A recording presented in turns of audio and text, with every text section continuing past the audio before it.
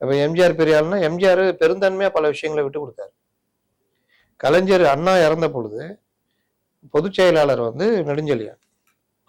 எம்ஜிஆர் கலைஞர் நண்பர்ன்றதுனால எம்ஜிஆர் முழுதும் இறங்கி கலைஞரை முதல்வர் ஆக்கிறதுக்கு அவ்வளோ ட்ரை பண்ணி முதல்வர் ஆக்கி விட்டார்.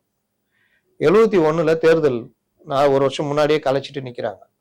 எம்ஜிஆர் முழுவதும் எம்ஜிஆருடைய பிரச்சார பயணம் மற்றெல்லாம் சேர்ந்து எம்ஜிஆரை வந்து எம்ஜிஆர் மூலியமாக பெரிய வெற்றி பெறுறாங்க. எப்படிப்பட்ட எம்ஜிஆர்னா, அண்ணா வந்து கலைஞரை பற்றிலாம் மற்றவர்களை பற்றி சொன்னதில்லை. ஆனால் எம்ஜிஆரை பற்றி என்ன சொல்லியிருக்காருன்னா, எம்ஜிஆர் அள்ளி அள்ளி கொடுப்பாரு. திமுகவுடைய தேர்தல் நிதினா எம்ஜிஆர் 1 லட்ச ரூபா 75,000 எனக்கு என்ன கொடுப்பாரு. 1 லட்ச ரூபா கொடுக்குறாருன்னா அந்த காலகட்டத்தில் ஒரு சவரன் தங்க நகை 100 ரூபா, இன்னைக்கு 92,000 ரூபா.